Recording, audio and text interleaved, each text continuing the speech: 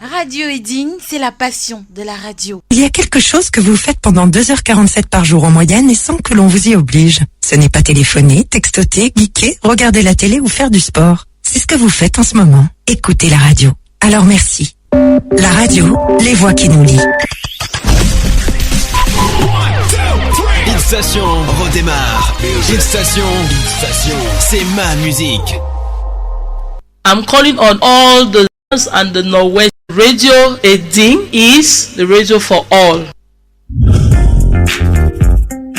Tu as une idée de projet ou d'entreprise? Tu as déjà lancé ton entreprise? Tu veux développer ton entreprise? Connecte-toi sur Startup.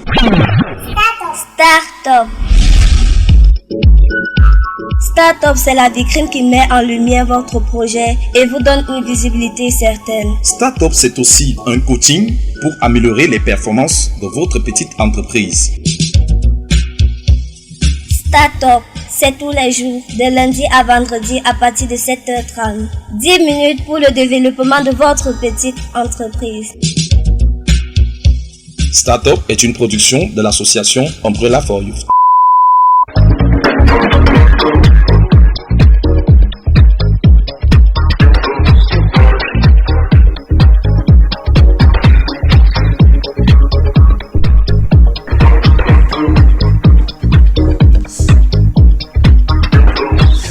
Auditeurs de la 97.0 FM, bonjour. On se retrouve dans ce numéro, le premier numéro de l'année 2025 de Startup. Startup, vous le savez, est une production de l'association Umbrella for Youth. C'est important de le rappeler dans le cadre de ce programme. Startup va à la rencontre des jeunes qui font quelque chose, qui apportent quelque chose et qui se battent à lancer quelque chose. Elle s'appelle Zankia Daina Dras. Bonjour. Bonjour Monsieur Michel. Voilà, je rappelle que vous êtes étudiante à Isago, au centre universitaire Agrotech d'Obala.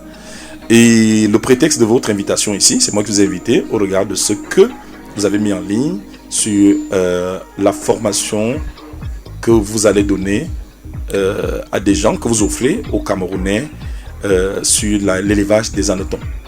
Alors, dites-nous, vous faites quoi exactement à Isago? Bon, à Isago, j'apprends la production animale. Donc, tout ce qui a trait avec l'élevage, que ce soit porc, poisson, poulet de chair, petits ruminants, bovins et autres. Alors, c'est quoi votre formation initiale, de façon initiale? Vous faisiez quoi quand vous étiez au collège?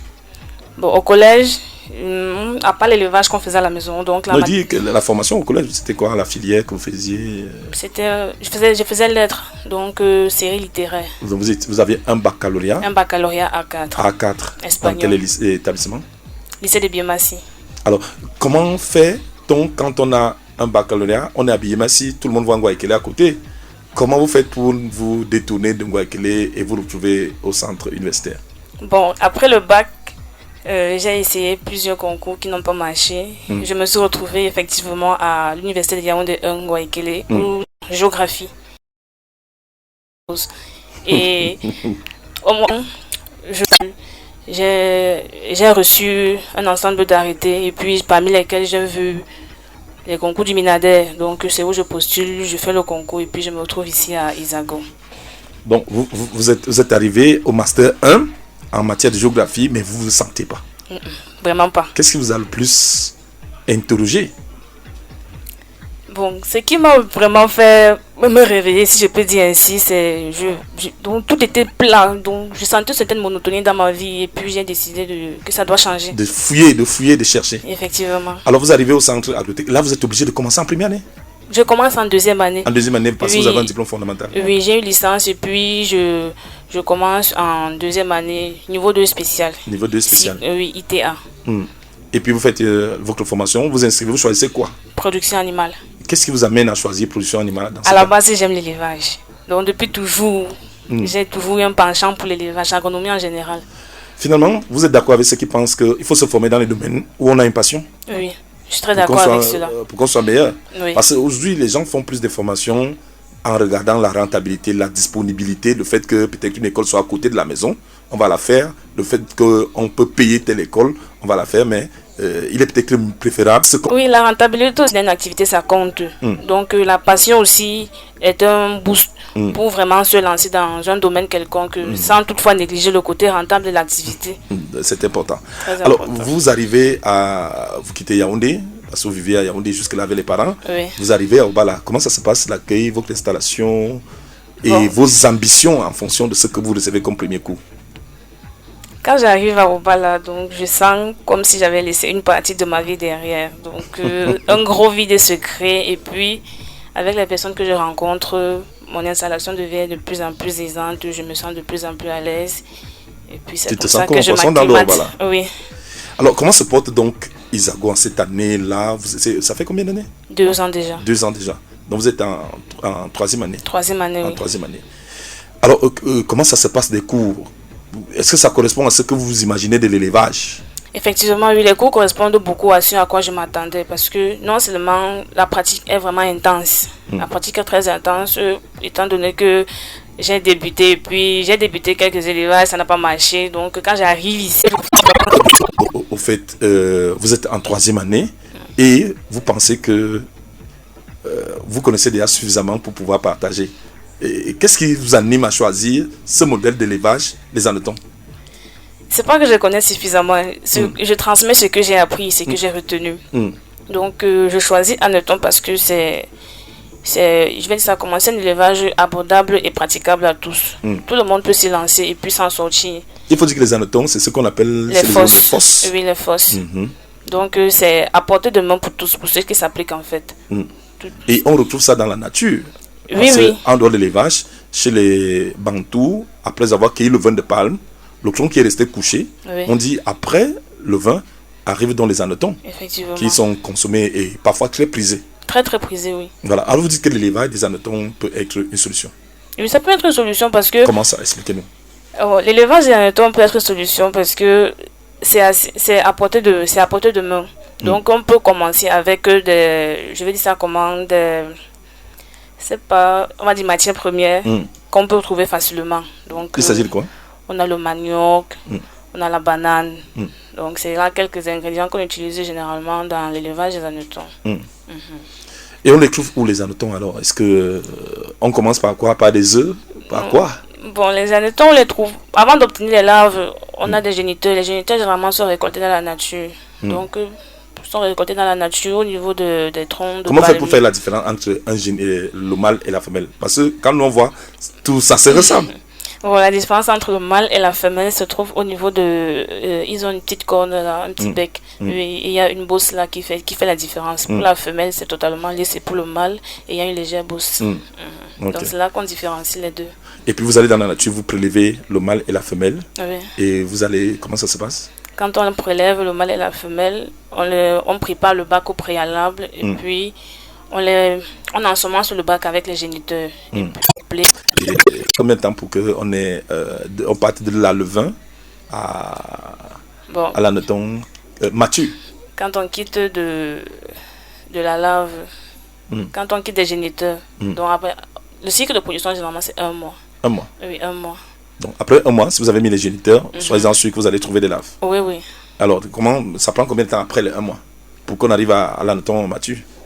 Alors, après les 1 mois, ça peut encore prendre plus, 1 mois de plus pour avoir un autre géniteur. Ah, ça veut dire qu'après 1 mois, Oui. si vous avez déjà le géniteur, vous aurez 1 mois pour arriver à quelque chose de solide comme Oui. larves. Et ces larves-là, vous allez les ensemencer de nouveau. Bon, quand on a eu les larves, après avoir obtenu les larves, au bout des 30 jours, ils vont former un cocon où ils auront tout le temps de se développer pour redevenir encore d'autres géniteurs. Ok. Et là, vous allez les dispatcher dans les bacs. Oui. Donc, on relance encore notre production. Et entre-temps, vous pouvez récupérer Oui.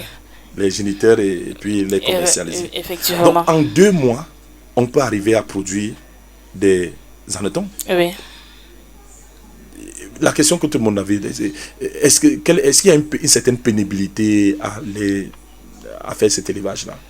Bon, s'il faut parler Est-ce que tout le monde peut faire ça? Oui, tout le monde peut le faire, du parent à l'enfant. Donc, c'est une initiation qui se fait de manière progressive. Donc, c'est pas très compliqué, les handicapés peuvent faire, les femmes peuvent faire, les hommes peuvent faire. Tout le monde peut faire cet élevage. Donc la pénibilité peut seulement se trouver au niveau de l'odeur que ça émane. Donc au fur et à mesure. Mais c'est pas aussi nocif que ça. C'est pas si nocif que ça, donc... Si les gens ont réussi à dormir avec les chèvres. Exactement. Si des gens ont pas dormi dans les porcheries, les combien de porcheries fois et tout le reste, supporter je trouve pas l'odeur. Je trouve pas cette odeur aussi nocive que cela puisse être. Alors, dites-nous, on a 2 mois pour lancer cet élevage. Et pourquoi vous pensez que de tous les élevages que vous avez, le jeune qui nous écoute aujourd'hui peut se lancer dans cet élevage? L'élevage, c'est une activité qui ne demande pas énormément de temps. Donc, après avoir ensemencé les bacs, il suffit juste de faire quelques concours de routine. C'est quotidien? Non, c'est pas quotidien. Ça peut être après 2, 3, voire 5 jours. Donc, vous pouvez passer une fois la semaine? Non, une fois la semaine, c'est quand même peu. Donc 3 jours maximum par semaine. Vous faites quand même un tour. Oui, pour contrôler. Parfois, c'est juste pour regarder. Effectivement. Ou alors pour donner la nourriture. Donc, la nourriture, c'est le substrat, c'est le mélange qu'on fait. Donc, vous avez fait.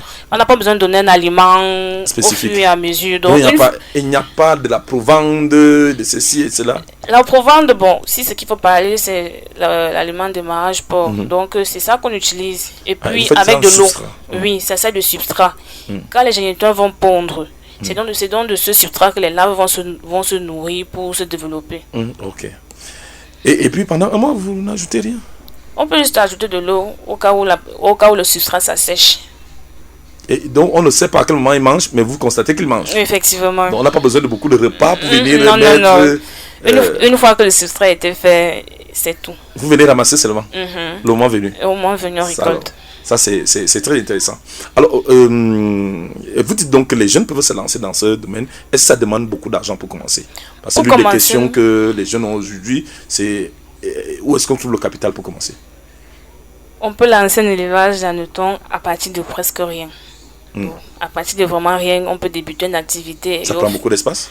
Pas tellement d'espace.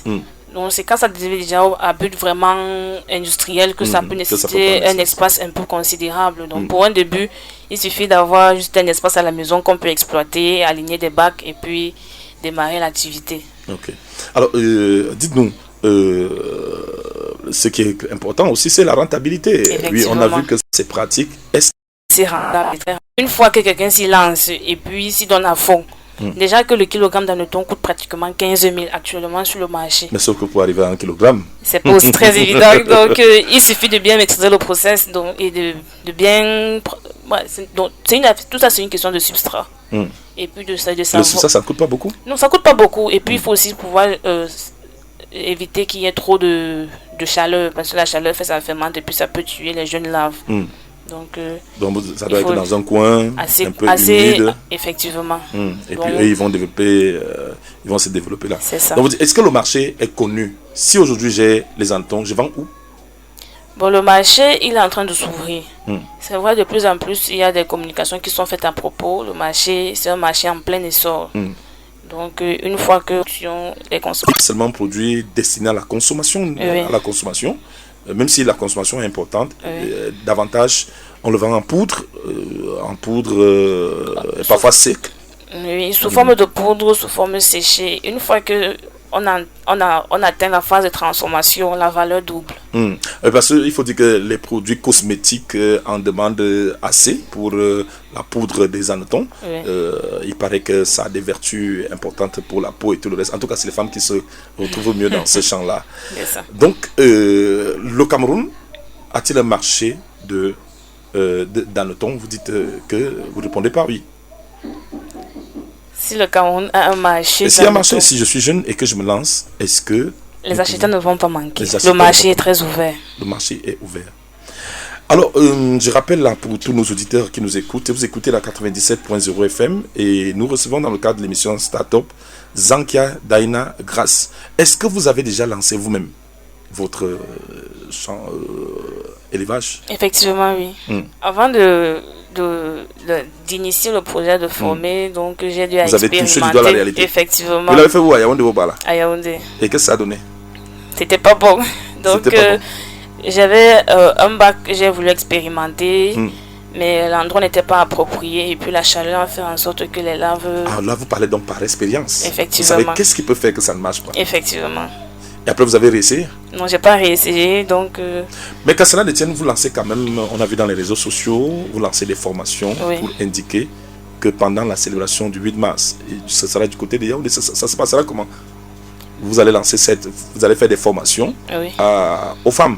Seulement aux femmes, à toute personne intéressée par la fête de la femme. Effectivement, donc la journée du 8 mars, c'est juste un tremplin pour initier la formation. Alors, comment ça va se passer cette formation, puisque c'est en ligne? Comment faire pour y participer? La formation est en présentiel, donc elle va débuter le 7 mars à partir de 8h, avec une phase théorique où on va présenter les hannetons de façon générale, et puis une phase pratique où on va constituer un bac.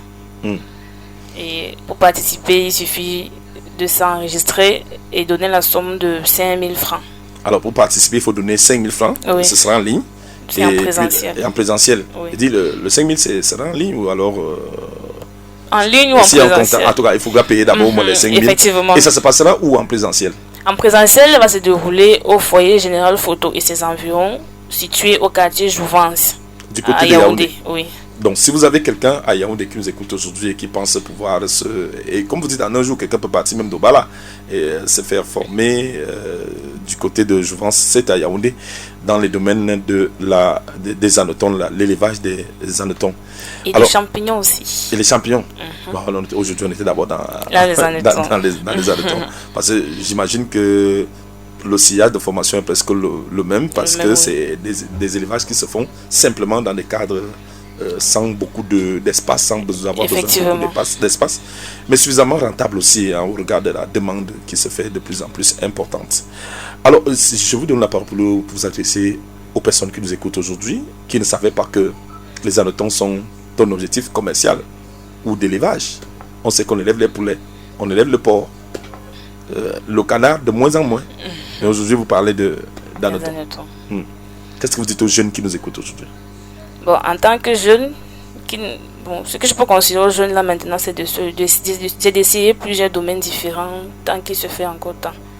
Donc, plus on est jeune, plus on a la possibilité d'essayer plusieurs domaines, de trouver sa voie parmi les différents domaines dans lesquels on s'essaye. L'élevage d'hannetons aujourd'hui représente une niche d'opportunité, non seulement par rapport aux apports qu'elle fournit pour l'alimentation, mais également par rapport à la rentabilité et l'investissement initial qui n'est pas vraiment très très considérable pour débuter l'activité. Ok. Et vous annoncez que vous serez aussi à Bala dans les jours à venir? Effectivement. Voilà, je crois que nous serons avec vous pour vous accompagner. D'accord. Voilà, c'était tout, sauf si vous avez un dernier message. Comment vont les cours? Non, les cours se passent bien. Actuellement, nous sommes en train de préparer la session normale du semestre 1. Ah ouais. Ok, merci d'être passé à Radio Eding. Nous disons que c'est la radio du développement. Chaque fois que nous allons ressentir quelque chose de plus dans le domaine des